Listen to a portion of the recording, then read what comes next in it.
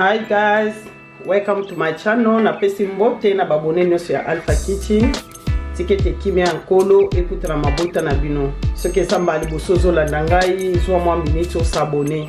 Ezapena malamu mingi. Na kata Alpha Kitchen oyo nyonso ko luka ezali. Na pesi merci na babone nyonso ya sika o bazo koti sika boza welcome. En tout cas, bon continuer toujours ko kabola chaîne oyo, bon continuer toujours ko pesa batu mususu o bayebi yango te bayeba bakota ba découvrir nde toloba atango nyonso lelo nasoki ngolamba makoso o eza makoso na biso to lamba lelo to mona biloko to présenter o to lambela makoso na biso na mukona lelo toza na mungwa na biso ya 6 sortes to na tomate ail huile black pepper to na matungulu poireau ail na kimi na biso to kosalela tangawizi white pepper muscade pilipili makoso ebonga na pilipili tango zolamba makoso na yo ebonga fo eswa fo oyo kango elengi yango siko tozo banda siko yo na kosukola o ezali makoso na biso oyo eza mungwa na biso tozo banda na tosukola mingi na citron biete na vinaigre donc ne kaka yo moneli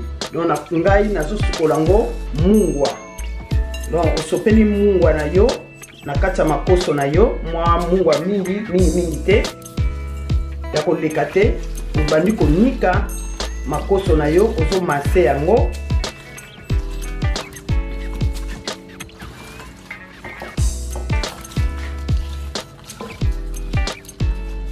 o ba salite longwa ozo mase makoso na yo bien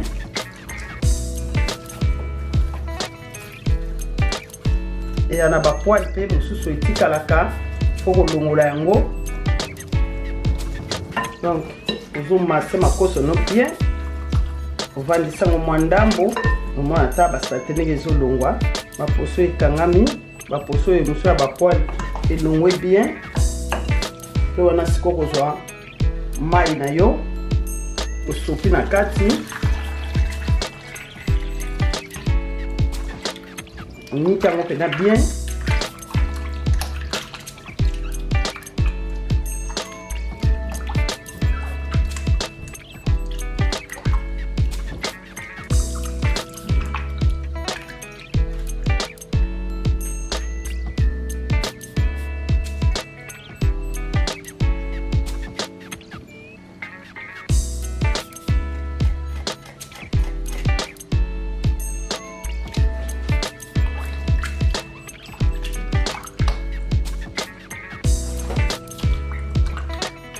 Niki makoso no bien donc moni mai ndenge komi tala mai ndenge komi mona mai ndenge komi do ba satini so yakina poso wana ilongwe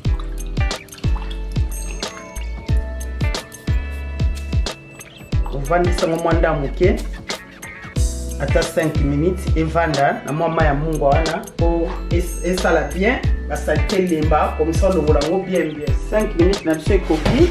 D'autres choses pour la rose aller à cause de la maison.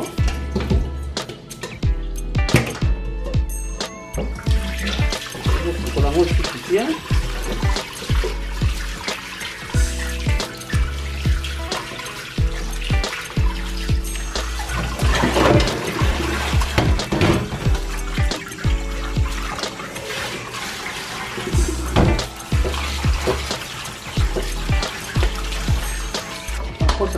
Kwa misi koto oke chango na nzungu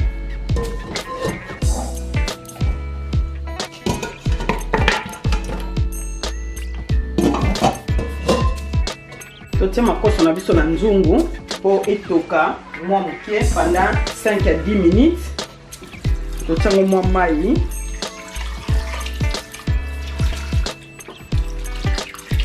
totie mwa mai toziki makoso na biso etoka pendant 5 à 10 minutes bongo tokotala tozotala makoso na biso nde tolobi 5 minutes ekoki omoni yaya tango totie boye ozomona ta mai oyo eza na salite basalite bafulu nango ebimi ta ndenge kangami alors na yango tokolamba boye te ifo toluka tosukola yango lisusu po mai o yango monaka muta makoso mususu ezaka kol po balambi na salite nango na mai nango wana.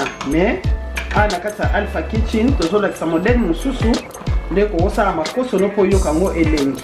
Do tozokende kosopa mai oyo poto sukola ngo moni ndenge mai oyo ndenge za salite. Donc il faut kosopa yango.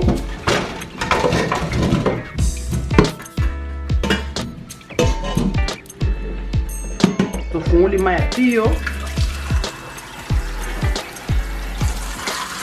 Poto sukola ngo susu bien.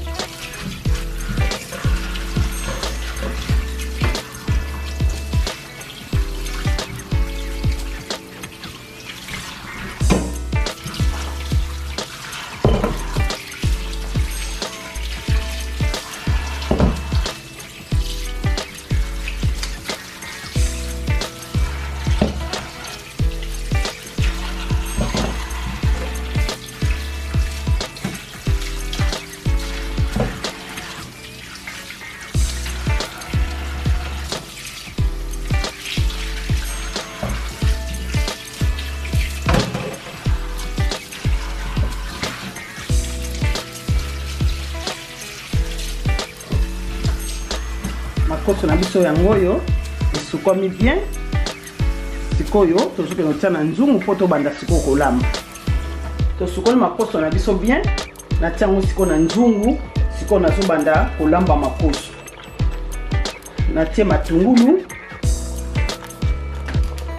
Natie black pepper.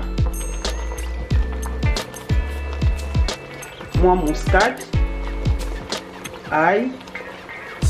C'est moi ginger, tangawizi, pour etia soupe na biso elengi.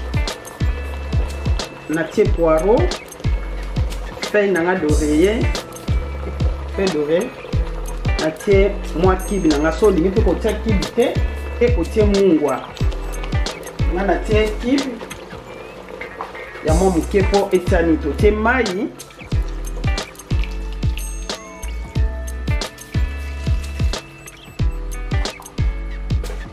On a zotika makoso nanga etuka.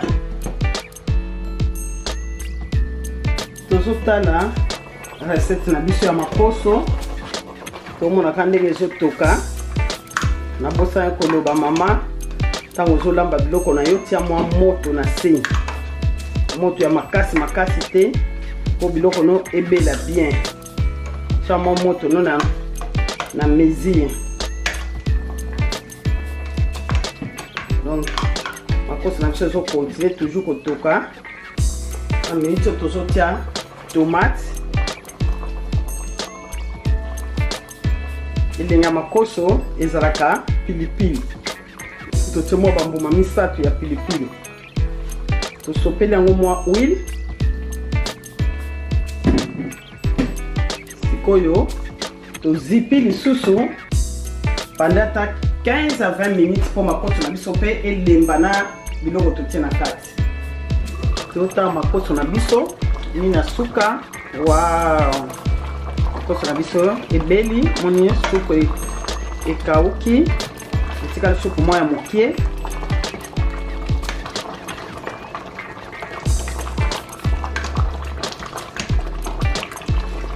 Ngo sikoyo tozomeka mungwa. Après servi biloko na biso tala sauce na biso eza na makasi te eza pe ya kolemba mingi te. Mwa biso ekoki ezotaka mwa oil peppers mokie.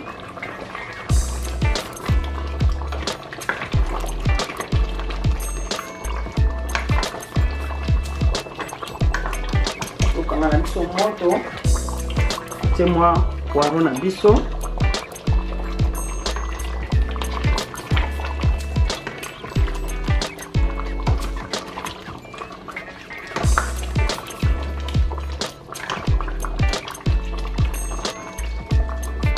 Pardon, eza céleri. Tiens, kotozo kena biso ko servi.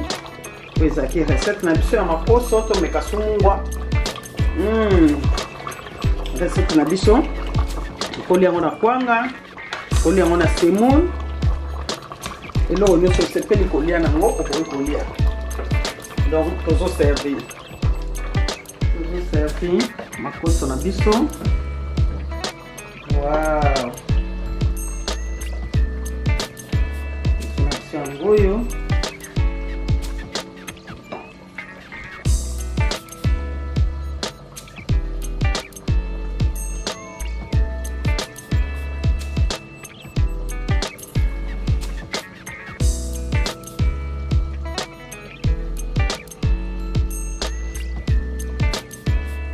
Lenga makoso ezali pilipili. Donc par exemple elubu na biso mokolo lelo ezaki ya makoso. En tout cas ya so na nolia na boite na no lamba boite pardon na ebike ozala décider oza recette na biso ya makoso ya mokolo lelo to lo batango nyonso bo sabuni bo lac bo cher bo kabola bo kabola bo kabola bo kabola bo lac bo cher bo kabola bo kabola bo kabola bo kabola bo kabola benga ndeko oyo nana yebi nanu chaîne oyo ya Alpha Kitchen te présenter yango lakisa ye chaîne oyo. En tout cas nzambe awuzanga kopambola yo te de to saki ezaki makoso to monde yeto expliquer ne ya osala makoso na yo eza na ndenge ebele ko osala makoso monde eza wana soupe eza mingi te eza okanga makasi te eza pe mai te d'autant ozo lia vraiment koyoka bana elenge ya makoso na yo ata oliaka makoso so omeki mbali boso okoma pena fana nango yango wana babi kolamba esila te bayekola kaka to bakisa kaka kobakisa na kati ya ba cuisine na biso to bakisa moko oyo toyebi te tozo bakisa kaka na kati pardon oyo tozo tala tozo compléter na kati ya ba cuisine na biso. Alors lelo oyo ezalaki makoso bongo lobi toyebi te yo ona no commande te commande eloko oyo lingi koma na kati na message loba to kosala yango. Nzambe na ngai apambola bino bisika nyonso bozwani bo s'abonner ba commentaire sala rapena bien encourage asu koleka donc elo na kosenga mingi yango wana bo s'abonner to bona na video mbala sima. Bye bye.